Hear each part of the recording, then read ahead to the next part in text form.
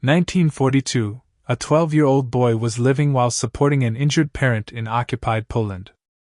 Limited food access. No reliable heat. Unstable housing. He carried a full metal water bucket up damaged stairs with no handrail. This is how civilian survival actually worked. The winter of 1942 settled over the industrial suburbs of occupied Poland with a cold that penetrated brick and mortar and refused to leave.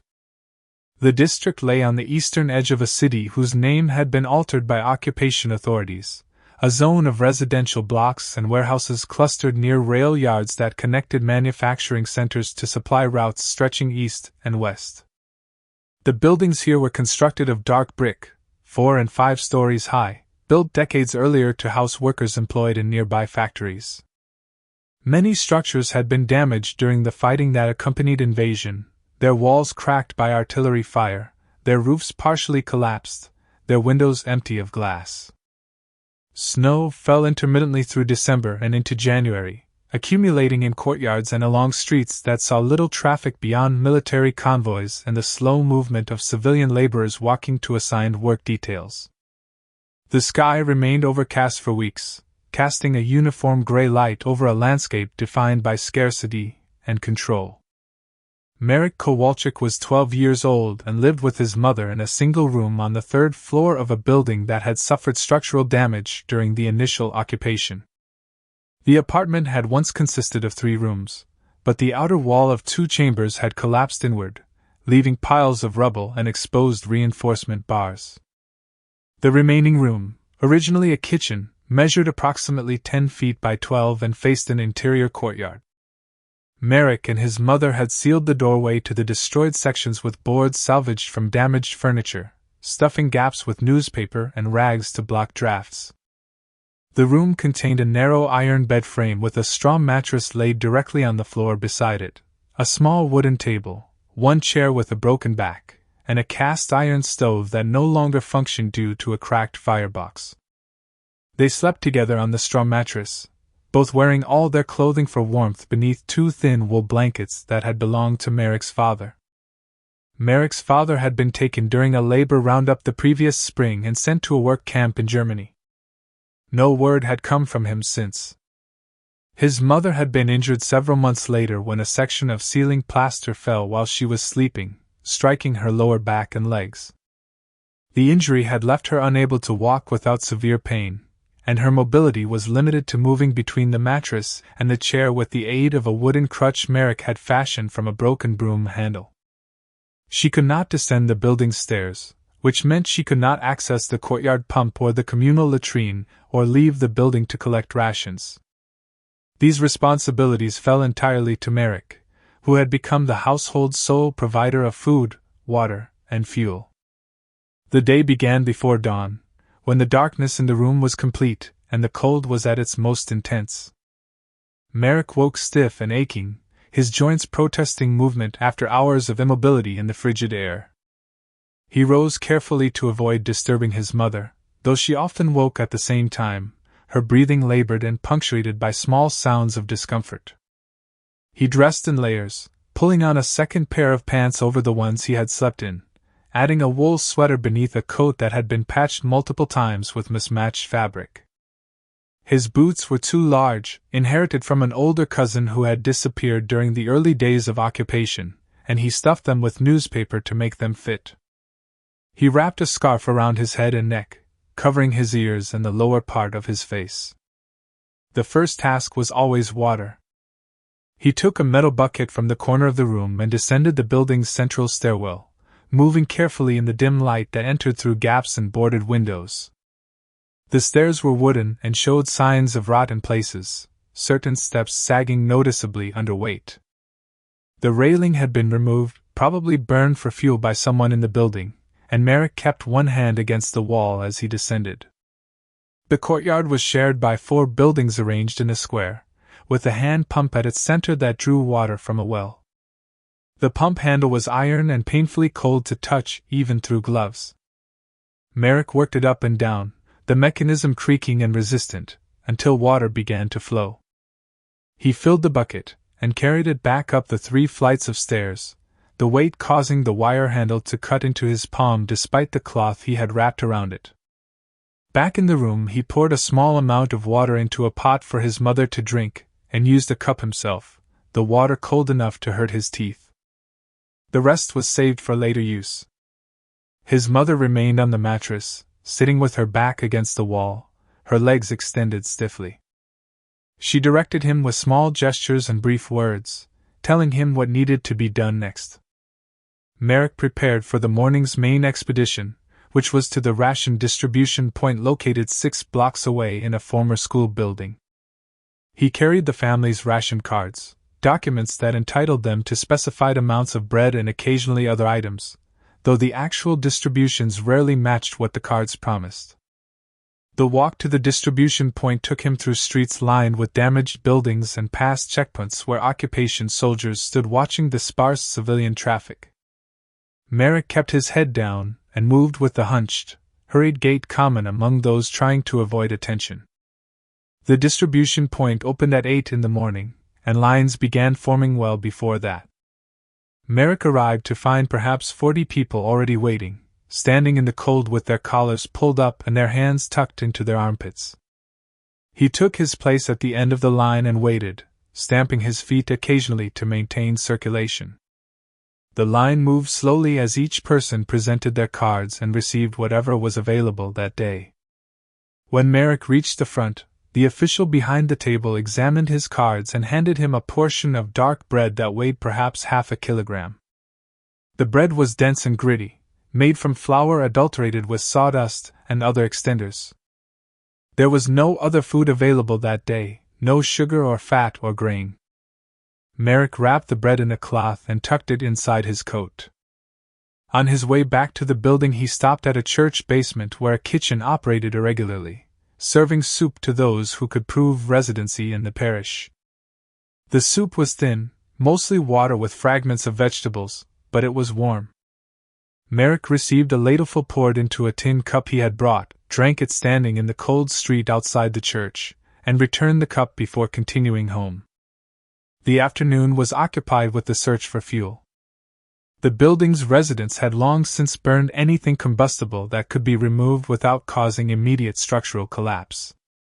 Merrick ranged through the neighborhood, checking bombed buildings and abandoned structures for scraps of wood, broken furniture, or any material that could burn. Competition for such resources was intense, and he often found that others had already stripped areas he checked. When he did find something, a broken crate or a section of wooden fence, he had to carry it back quickly to prevent theft. The fuel he gathered was used sparingly in improvised stoves that residents had constructed from metal containers and bricks, but Merrick and his mother no longer had a functioning stove. They burned nothing, enduring the cold without relief.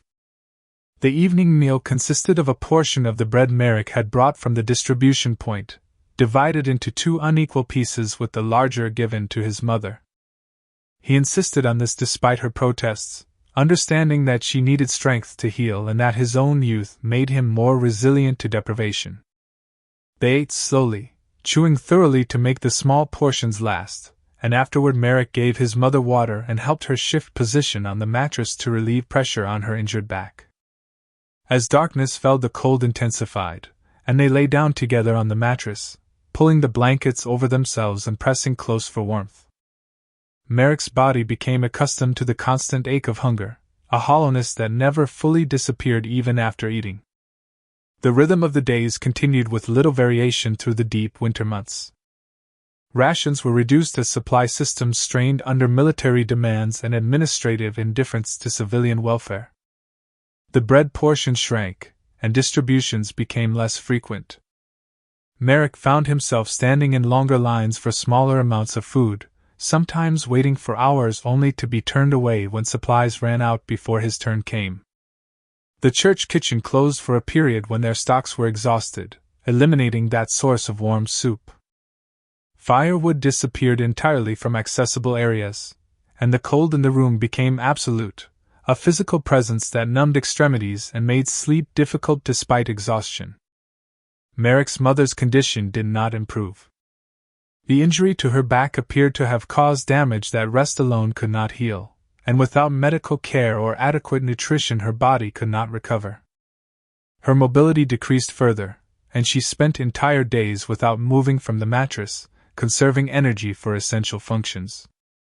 Merrick took on additional responsibilities, helping her with basic hygiene and waste elimination, tasks that required a maturity beyond his years. He began skipping his own portions of bread, eating only every other day or every third day, reserving the food for his mother while telling her he had already eaten at the church kitchen or that he had traded labor for a meal elsewhere. The building itself deteriorated as winter progressed. Water from melting snow and rain seeped through damaged roofs and ran down interior walls, causing plaster to soften and fall. Wooden structural elements swelled and contracted with temperature changes, creating stresses that led to cracks and shifts. The stairwell showed increasing signs of instability, certain sections sagging more noticeably and emitting groaning sounds when people passed over them. Residents discussed the danger but had no means to effect repairs, as materials and skilled labor were unavailable and occupation authorities showed no interest in maintaining civilian housing. The collapse occurred on a morning in late February, during a brief thaw that had turned accumulated snow into water that pooled on floors and landings throughout the building. Merrick was in the room with his mother when they heard a deep cracking sound from the stairwell, followed by a prolonged crash that shook the walls. The noise brought residents to their doors, and Merrick joined others in the hallway to investigate. A section of the stairwell between the second and third floors had given way, the wooden treads and supporting beams collapsing into the space below, and leaving a gap roughly 6 feet wide. The damage was extensive enough that passage between the upper and lower floors was no longer possible by the main stairwell. The immediate consequence was loss of access to the courtyard pump. Residents on the third and fourth floors were now cut off from the primary water source unless they could find an alternative route. A secondary stairwell existed at the rear of the building, but it too was damaged and had been considered unsafe for regular use. Someone attempted to use it, and reported that it was still passable though precarious, requiring careful navigation of missing steps and weakened sections. This became the new route for those who needed to reach the courtyard, a journey that took longer and carried greater risk. Merrick made the journey that same day, descending the rear stairs with extreme caution and finding them even more unstable than described. The passage was narrow and dark, and certain steps had rotted through completely, requiring him to skip over gaps or use side rails that were themselves questionable. He reached the courtyard, filled his bucket at the pump, and faced the more difficult task of climbing back up while carrying the weight of water. The effort exhausted him, and he had to stop multiple times to rest, setting the bucket down on landings and waiting for his breathing to slow and his vision to clear from the dizziness that had become a constant companion. The use of the rear stairs was not sustainable for all residents. Elderly people and those with injuries could not manage the dangerous passage, and the building's population on the upper floors included several such individuals. A system was improvised where younger, stronger residents made trips on behalf of those who could not, carrying water up and distributing it among households. Merrick participated in this effort, making multiple trips each day despite his own declining strength. The work required hours and left him trembling with fatigue, but it was necessary for survival not only of his mother but of others who depended on the shared labor. Food became even more scarce. The distribution point reduced its schedule to once per week, and the portions provided were cut again. Merrick's trips to collect rations now involved waiting in lines that had grown desperate, people pushing and arguing over position, officials struggling to maintain order. He sometimes returned with nothing, the supplies having run out, and faced the task of explaining to his mother that there would be no food that day. He increased his efforts at scavenging, searching through refuse areas and begging at locations where occupation soldiers received meals, hoping for scraps. The results were minimal, and the caloric deficit grew. His body responded to the deprivation in ways he observed with detached concern. His ribs became visible beneath his skin, and his clothing hung loose. His hair began to thin, and sores developed on his skin that would not heal. He felt cold constantly, even when exerting himself, and his hands shook when he tried to perform tasks requiring precision. His mother's condition worsened in parallel, her face becoming gaunt and her strength fading to the point where she could barely speak above a whisper. The war continued in the broader world beyond their immediate circumstances, its progress marked by shifts in official pronouncements and occasional distant sounds of artillery or aircraft. These developments had no direct impact on Merrick's existence, which had contracted to the confines of a damaged room and the narrow circuit between that room and the sources of water and food that sustained life at its most basic level. The concepts of victory or defeat, of strategic objectives and political changes, existed in a realm completely separate from the reality of whether he could find enough bread to keep his mother alive for another day.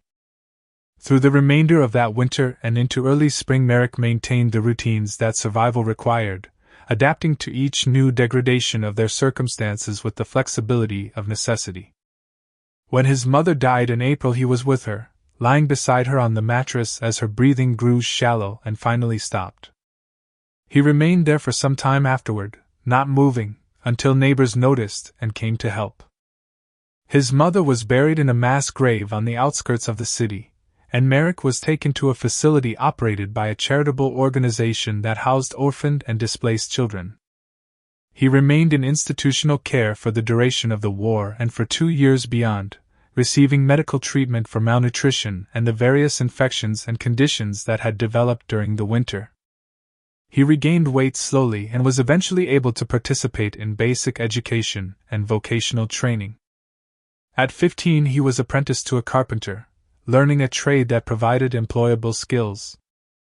He worked in reconstruction efforts after the war, helping to repair damaged buildings and construct new housing in areas that had been destroyed.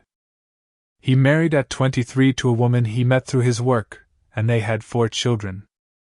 The family lived in an apartment in a building that had solid walls and functioning heat and plumbing, conditions Merrick never took for granted.